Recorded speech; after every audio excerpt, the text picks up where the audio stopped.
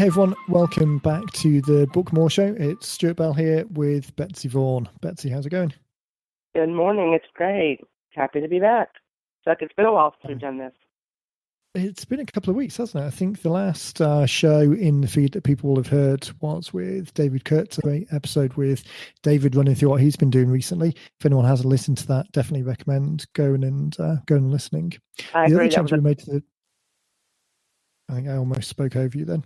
See, we're out of the routine.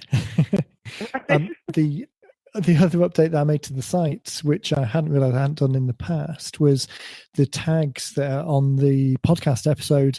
I added one specifically for previous interviews. Can't remember exactly what I called it now. I'm going to try and look whilst we're talking, but that's a great way. We've got 6 or 7 interviews up already and more to come. So if you want to listen in on how people are using their books out in the real world, then definitely head across to 90minutebooks.com/podcast. And there are the shows up there which are tagged with the tag. I'm desperately talking slower to try and see what it is.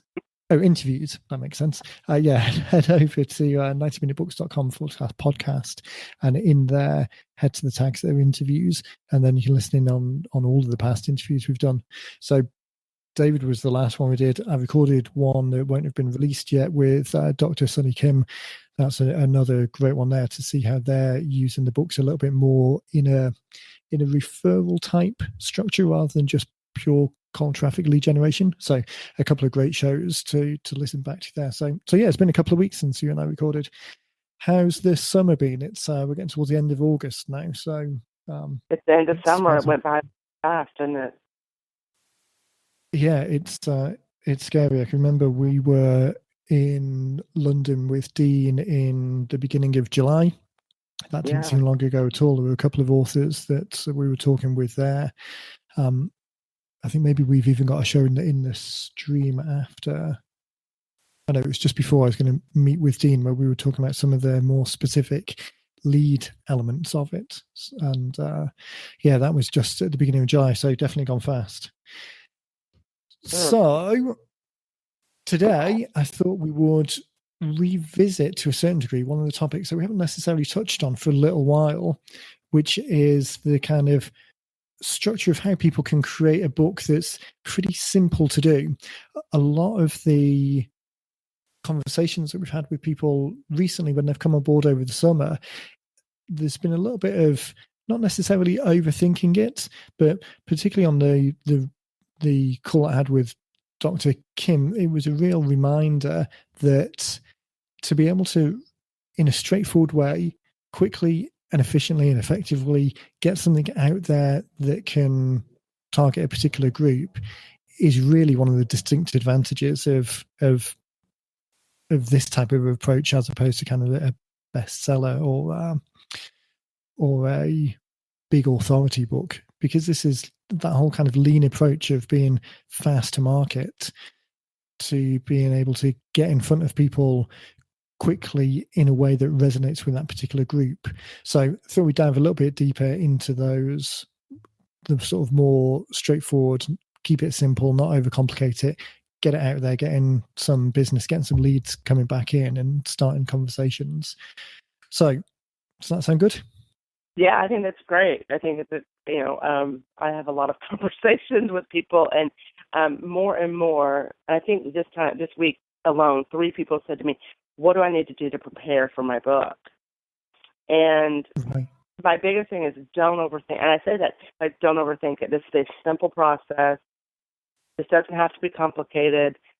It's a small investment of your time.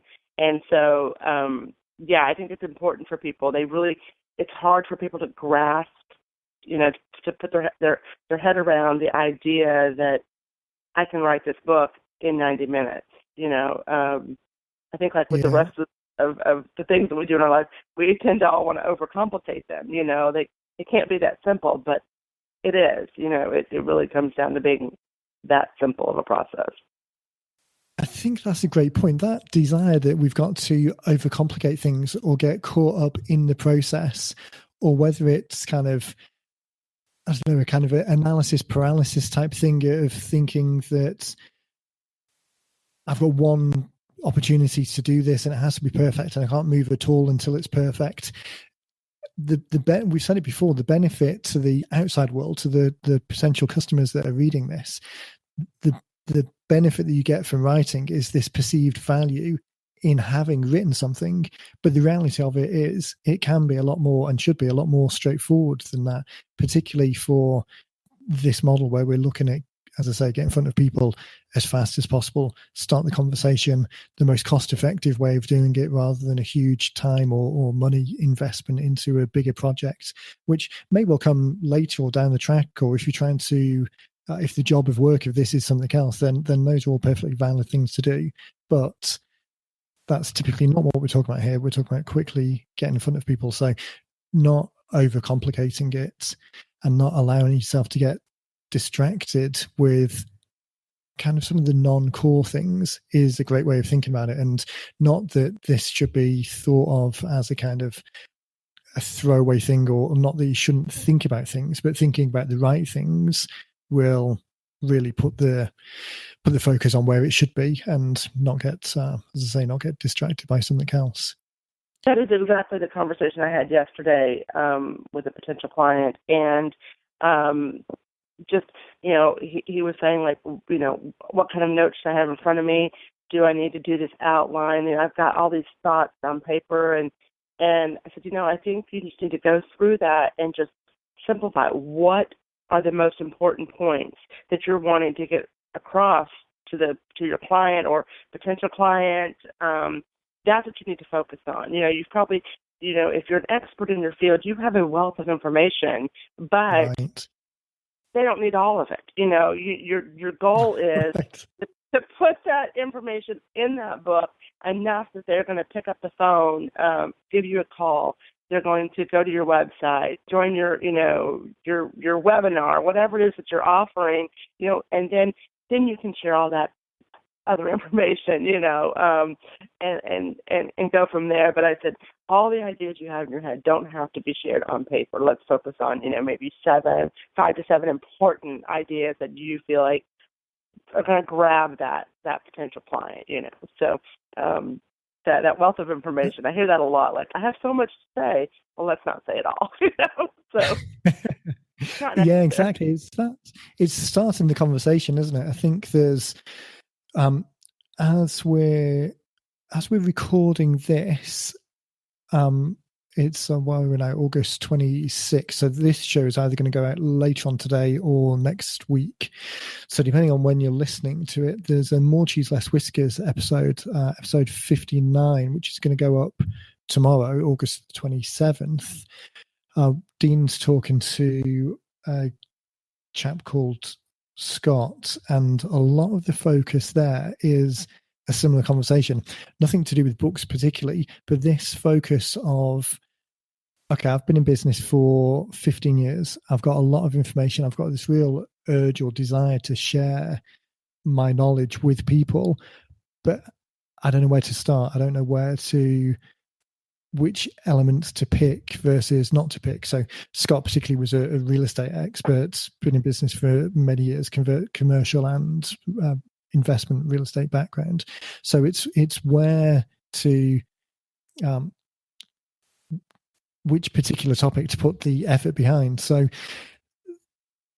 in that episode, they focus quite a lot on the outcome first. So which group of people is it that you want to speak with? Because obviously there's a broad group that you could speak with, but picking one group, as we've said before, picking a single target market for this particular project is going to make the whole thing far more effective, both in terms of the people that it resonates with, allowing them to self-select, and the ease of you being able to create it and keep it on target and give a clear call to action at the end. So in the More Cheese Less Whiskers episode, which I'll link in the show notes here, but the conversation there is, well, start with the end in mind. What's the outcome? If you could sit down with someone in the office and almost lay out for them the exact plan that if they followed it step by step, they would get to a particular outcome. What does that look like? And then work backwards from there. So rather than saying, I've got all of this information, I want to share it, think about it in terms of, I want to lead this group of people towards this outcome, which I know from experience is going to be very beneficial for them. So working back from that, what do I need to include in the book to start the conversation in a compelling way, which will make them or encourage people to take the next step? I think that's starting with the end in mind and picking that single target audience, that market for this particular book, this particular project, is a great way of narrowing down and stopping yourself being overwhelmed with all of the coulds and narrowing it down to the shoulds, what should be included in the book. That is great. I like that. But, starting, backwards, I guess, if you would, and working our way back, saying, all right, where is the target? What is the goal? And I think that will help a lot of people. Like I said, because people do come to me and I'm in real estate and I want to write a book. Well, that is such a broad scope of, and we could do hundreds of books on the various topics in real estate, So it is nice for people to sort of have that goal in mind, and some people don't even know that. So it takes a little bit of a conversation, when we're having that conversation with them. What are you wanting to do? Well, I want to build my business. Okay, well, how do you want to do that? We need to think about, are we going to direct them to your cell phone? Are we going to direct them, where is that? What are you offering here? And it makes people think, and so I've had a lot of that lately. I think it goes back to overcomplicating things, and I think we're, as a society, we just do that. We just tend to make things a little harder on ourselves. So. Yeah, I think as well, the other thing is we fall into the trap, just as everyone else does, of forgetting the basics sometimes, because we're in this model day in, day out, because I think we're up to like almost 380 or so books now we've had people get out there, and it's very easy to forget that underlying principle of someone will come in and talk about writing something, so helping guide them towards what's the most effective thing they could write in order to achieve the outcome. And if they're not specific on the outcome, then that's the first thing. It's almost like it's like painting a house. The final coat of paint that you put on there is the thing that makes it look pretty, is the thing that kind of draws attention. But it's all the foundations and the underlying pieces that need to be addressed first. So the words in the book, the content, is almost like the paint on the house. It's the final thing that kind of brings people together. But ideally, you really want to have the outcome sorted out first. You really want to know what you're doing it for, and having a specific project in mind, a specific outcome in mind, just makes the whole process far more efficient than just going into something thinking, I need to put some paint on something, let me go to the store, buy some paint, and then worry about everything else afterwards. It's you can do it that way around, but it's more likely to be longer and harder if you start it that way around. Exactly, and the longer and harder is what we really try to avoid around here. Yeah. And that's sort of, a selling point when I have a conversation with people. Just want them to if they have that idea and had that call to action, that end goal in mind, and sort of fits the process. It really is such a simple process that we have here, and it doesn't have to be overthought, doesn't require a 15-page outline. It does, things like that. So, yeah. And I think obviously very aware that not everyone listening to this is going to be a customer of ours, but I think we've got enough information out there that if people do want to do it themselves, then grab some of the stuff that we talk about on the podcast here. The transcripts for all of the shows are up on the show notes. Obviously, we've got the 90-minute book itself that talks really about some of the outlining and the reason for doing it. So I think there's more than enough information for people who do want to go down the DIY route to use a similar kind of model and have some success. And obviously it's much sticking with the faster, easier, simpler model. It's much easier to pay an expert to do it. So to us rather than doing it yourself. But for anyone that does want to, there's more than enough information here, I think, to follow that through. So So moving on from that, then the picking that single target market so that you know who you're talking to. It's funny actually. Just before we do move on, I was listening in on the email mastery call from Thursday of this week, and Dean was talking to one of the members of that group who's a podiatrist. They were talking about narrowing down the single target market of a campaign that they were talking about. So again, not book related, but campaign related. Narrowing it down from podiatry in general to a specific issue. So they narrowed in on heel pain because it's one of the most common problems. Then narrowing in even further on a particular condition. And Dean was saying when talking about the attracting the customers who it most resonates with that type of condition or that type of business, and this applies to a lot of people listening to the call, you're trying to attract an invisible audience. If you were trying to attract a group of people who had a net worth over a certain amount, or realtors trying to attract people who lived in a certain area, to a certain degree, you're dealing with a known quantity. You can find addresses, you can find lists of people, but it's difficult to find a list of people with heel pain. So you need to do something to get them to raise their hand a little bit more, that resonates with them a little bit more. So the example that we were using on the email mastery call was, if you could write the report to resolving heel pain for a 42-year-old woman with with pain in the left heel, for a 40-year-old woman with pain in her left heel, that's going to be specifically and very kind of acutely resonating with her at that point. So obviously that's a little bit impractical, particularly as far as books go. You wouldn't want to be that specific, but finding that right balance of specific enough so that it really resonates with the audience that you're looking for, and then balance that with the practicalities of it's slightly impractical to write a book for every single group, so you need to make sure that the group is big enough. But as far as the ad goes and making invisible prospects raise their hand, the reminder that specificity, so that when someone out of the whole possible audience of people who may see an ad or see a reference to the book, that a title and a book that really resonates with them as specifically as possible. It was a good reminder that that's an important job of this whole exercise that we're doing in creating it. Okay, so we've probably hammered that point home enough. Once that scope's been narrowed in and the whole point of it resonating more, and it makes it easier to focus your attention on creating it and more specific, it's easier to exclude stuff, it's easier to draw people towards that call to action at the back of the book, leading that group of people to that specific action. I think the next thing, which we touched on briefly a few minutes ago, is reminding people that the knowledge that they've got doesn't have to be the most complicated knowledge, but the knowledge that they've got, even at the most basic level, is probably useful to engage someone who's just starting the journey in a conversation. So once you know which group of people you're targeting at, you can then make assumptions around their level of understanding and knowledge, and perhaps what research they've done before or what their experience has done before. So the things that you include in the book can be dialed in and can be targeted.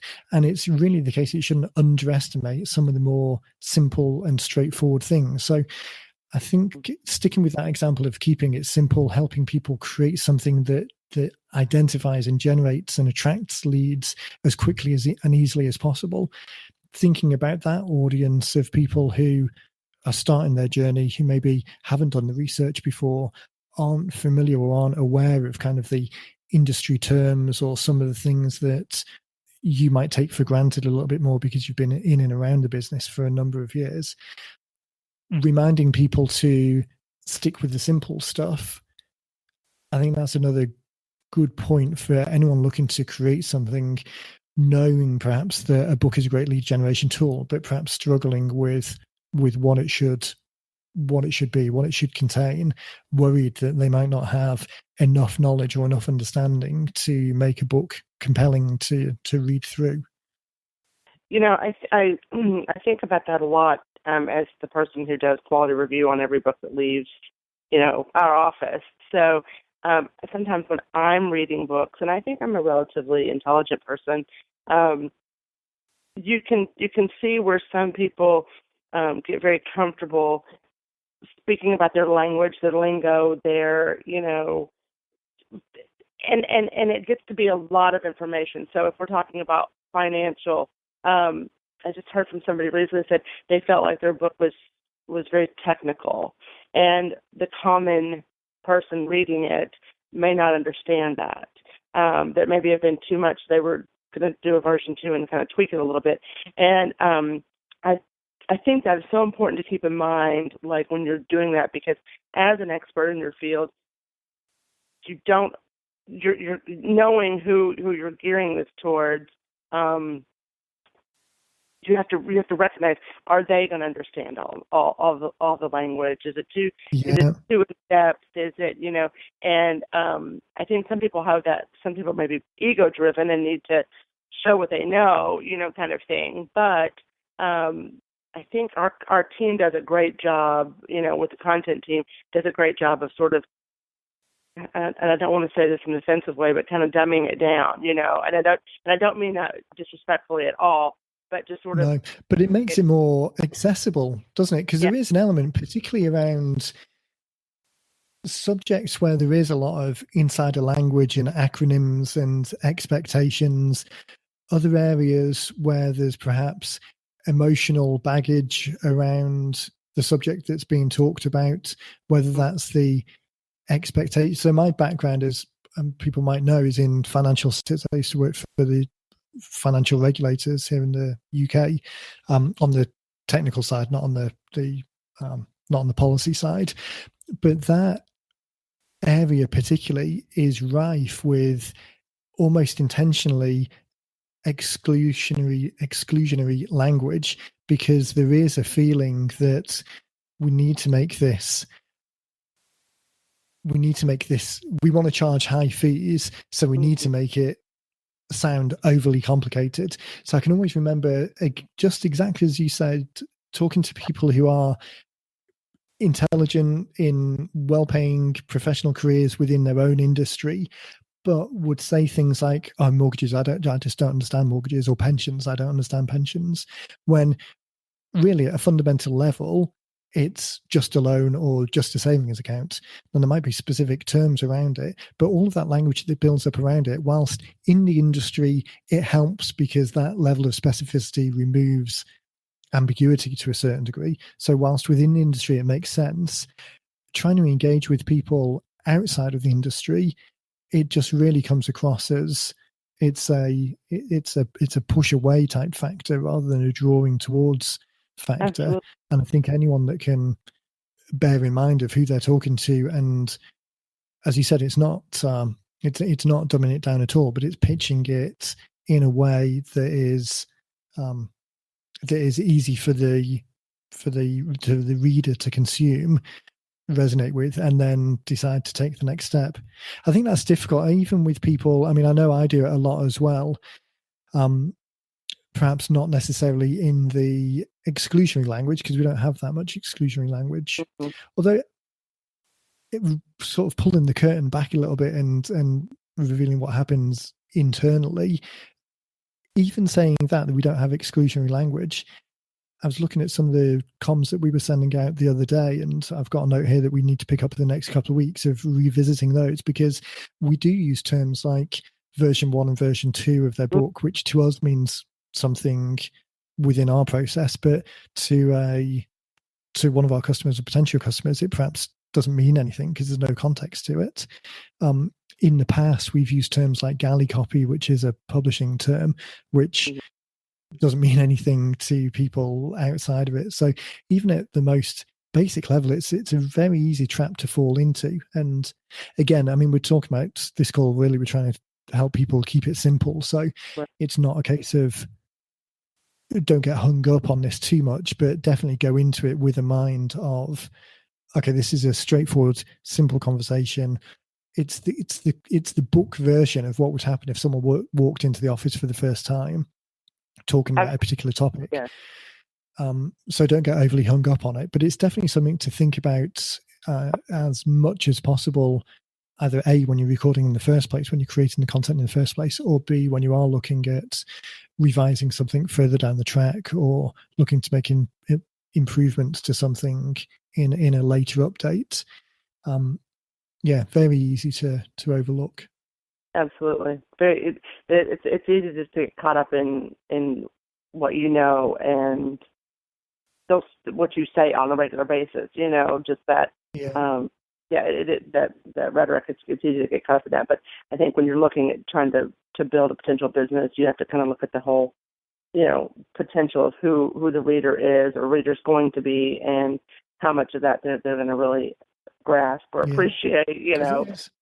Exactly, it's that appreciation element, because it is putting yourself in their shoes and understanding that the job of work of this tool is really to resonate with someone and encourage them or compel them to take the next step. The one point, just before we move on to the next subject that I wanted to cover here, is that point you made about sometimes people will go into this as an ego journey of wanting to write a book because of some author credibility, celebrity element to it. And I think we've said it before, but whilst the way that we structure this project is definitely not ideally suited for that, because the job of work there is different from engaging customers. Not to say that it's not a valuable job of work, but it's definitely a different one. And I think there's that choice of being, Dean to use the example in the realtor world quite a few times, of typically realtors will have their face on a bus seat in the middle of town, and there's that difference between, do you want to be rich or famous? The branding element, the good thing about the books is that there is a natural authority and credibility element that gets, it's just part of the physical book being created as a thing. But definitely I would suggest that people think of that as a kind of slightly intangible benefit of the project rather than the reason for doing this project in the first place. Again, not to say that it's not a valid reason, but it's quite a different thing. So writing from the point of view of what information can you give to the customer to make it more valuable for them, rather than how much can I prove to them that I know what I'm talking about and I'm the best person. It is quite a different job of work. Right. Yeah, exactly. Yeah. So moving along then, I've just realized we haven't talked for a little while, and I forget how quick time goes once we do start talking. So trying to get moved on a little bit, and sticking with the keeping it simple setup and how you can quickly and efficiently get something out there. So we've talked about identifying the group of people who you can best help. Those, and not overestimating or undervaluing the value of some simple, straightforward questions that they're going to ask at the beginning of the journey. So one of the models that we talk about quite a lot with people is this answering 5 questions that they do ask and 5 questions that they should be asking. So the 5 questions that they do ask are those kind of common questions that within the scope of the audience that you're talking to, what the 5 questions that typically come up. And even if they're straightforward or simple, or, again, for want of a better term, stupid questions, although obviously there's no such thing as stupid questions, only stupid answers. But if there's a lot of these things that even you might get frustrated with having to answer all the time, if they are being asked a lot, I don't know if you can hear that in the background, but that was Alexa jumping in. For anyone that doesn't have an echo, hang on 2 seconds. Okay, muted. For anyone that does have an echo, I find that it hears me all the time, particularly when I'm on a call, not wanting it to hear me. So frustrating. So anyway, distractions aside, the 5 questions that are asked quite often, even if they're frustrating ones, are questions that are commonly asked by this target customer group. So answering those may well be a great way of revealing those so far invisible prospects of starting the conversation and then leading people towards a more valuable outcome. So leading people from the 5 questions they commonly ask to the 5 questions they should be asking, which in this context are the things that you as an expert know that if they were to ask these questions, they get a more valuable answer, and then leading them towards a call to action, a next step on the back of the book, is that perfect funnel of starting by engaging them in a question that's already going on in their mind, leading them to a more valuable set of information to further the conversation, and then giving people a very clear next step, a kind of minimum viable commitment next step, a small next step that they can take to further the journey even more towards solving whatever their problem is in the first place. So I just want to spend a couple of minutes looking at where those 5 questions can come from, because I know both you and I have had a few conversations where we've broached this subject with people and they've struggled a little bit to think what those questions are likely to be, again, because people often come into the call from a position, from a point of view of being too deep into it, of thinking about too complex an answer, maybe, rather than the more commonly asked ones. So a couple of places that we often point people back towards are things like the popular FAQ type questions on the website, or asking your support team or the people at reception, the people that deal with the customers in the first instance, what are the common questions that might be asked there. Mm-hmm. Are there any examples that you can think of in the last few conversations that you've had of helping people get to that point? My brain just sort of stopped, but I get asked, we do get asked probably the exact, a lot of the same questions, and people will say to me, and this just happened yesterday, did I forget to ask you anything? And right. Which really led me to, I really, in myself, it makes me think, I need to go to the FAQ myself and say, okay, what am I missing, when I'm having these conversations, or am I missing anything? So when he triggered that, I get asked a lot of the same questions, like, how long is this going to take? How long is it going to be until it's finished? When, what do I need to do to prepare? How much time am I going to have to put? I get asked that a lot. How much time am I going to have to put into this? So I get, pretty much the exact same, same questions. Who's going to do my cover? Even though you've already shared that, well, what about my cover? Because I don't know how to. I'm not an artist. I hear that a lot too, And right. So really, those are some questions that I hear on a regular basis. And I really that's a great example of the difference between questions that are commonly asked and better questions that people could be asking. So the how long should my book be is the classic one. Mm-hmm. And answering that question for people. So if you're listening to this, whatever the example is in your business, that question that's very commonly asked. So for us, the better question that people should be asking is something around, how do I know that my book is long enough to answer how do I know that my book is complete enough? How do I know that my book is long enough to answer the questions in the reader's mind? And helping people to think through that process. So it's less about an absolute length. There's no right answer on page numbers, for example, but helping people to think, okay, well, once you've identified that single target market, do you have a title that compels them to raise their hand or allows them to identify themselves as wanting it in the first place? And then does the content answer the question that was posed by the title? So you're not kind of asking one thing in the title and then going off subject and answering something else. And then within the book, are you leading them towards a logical next step? Are you helping them make that next step in the journey? Is much better than just an absolute number on, should it be 35 pages or should it be 72 pages? Going back to places like the support desk, or maybe even like the sales team. I'm guessing if you've got a sales team working for you, that's going to be the perfect place to find what those common questions are.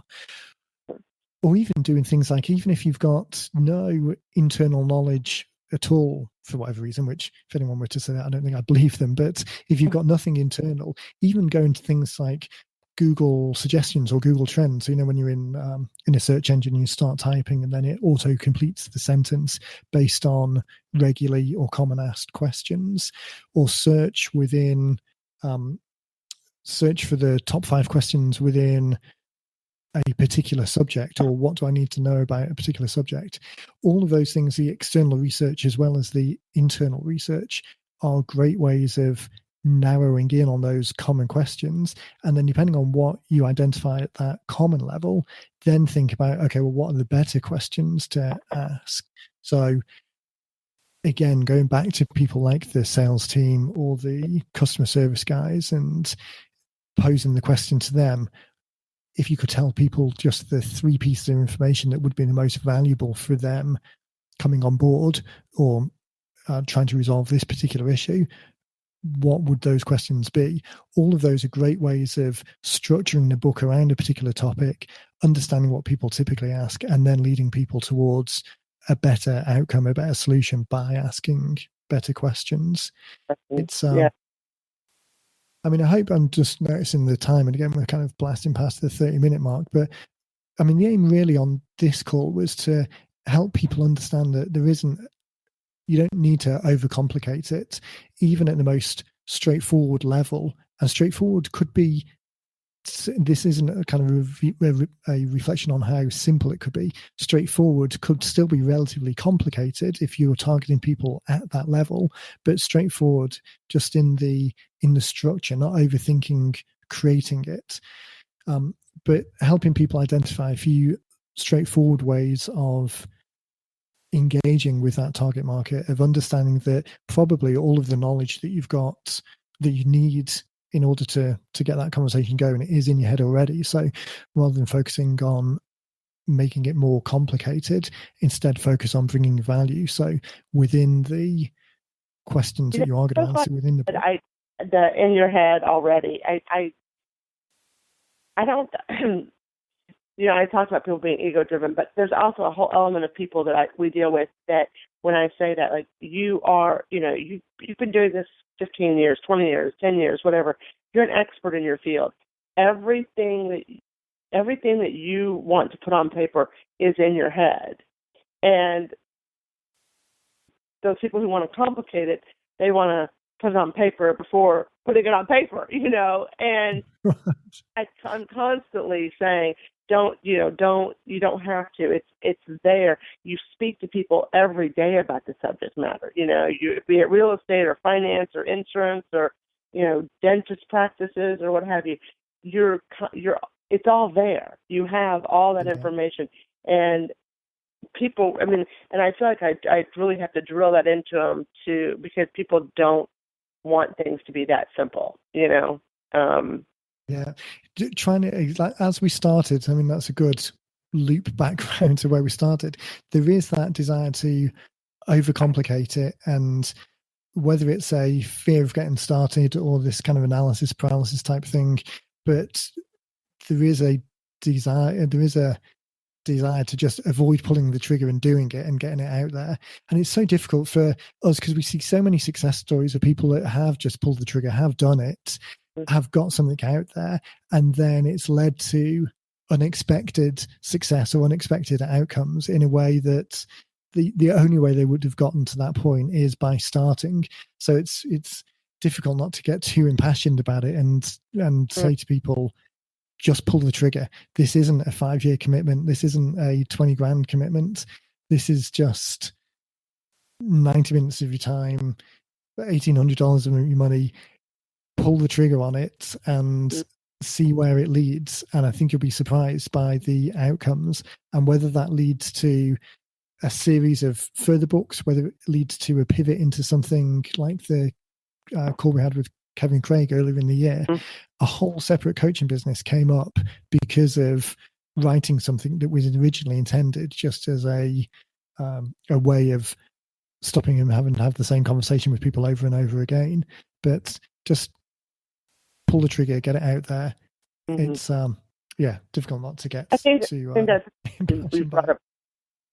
Yeah, when you brought up Kevin Craig, I use him a lot as an example because I think people do.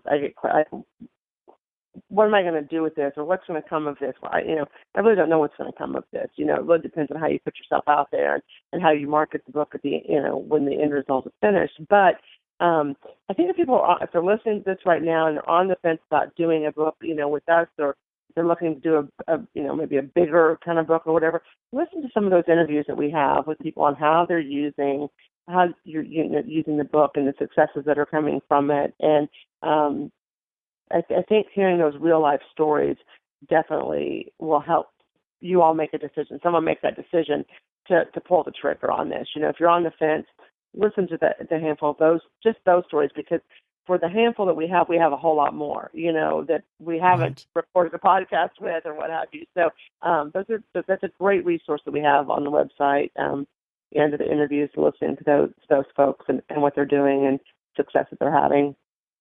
Yeah. Yeah. Well, I think that is a great way to end. So I'll put links to a couple of things we mentioned in here. Head over to 90minutebooks.com/podcast, and all of the transcript and the show notes will be in the episode. I'll also put a link to the More Cheese Less Whiskers episode tomorrow with Scott, where they were talking about narrowing down that single target market and starting with the end in mind. I think that's going to be another great resource. And then just get started. Head over to 90 Minute Books, follow the Get Started links.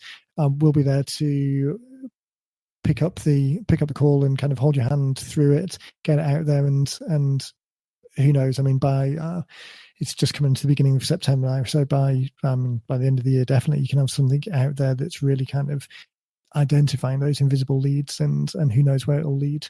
So, anything else before we close? No, I always think that these conversations lead to other conversations that I think, we need to talk about that a little bit more in the next podcast. And so, I have my notes like, okay, maybe we need to talk about that a little bit more next time. So, it's always 30 minutes goes too quick. Yeah, it goes by very fast. So. Okay, well, thanks everyone. Like I say, head over to 90minutebooks.com/podcast for the show notes on this. If you've got any questions or want to get started, then either shoot us an email to support@90minutebooks and we'll be able to answer them, or just click on that Get Started button and we can look forward to recording a show about your book in the not too distant future. So thanks, Betsy. Thanks, everyone. We will speak soon. Take care.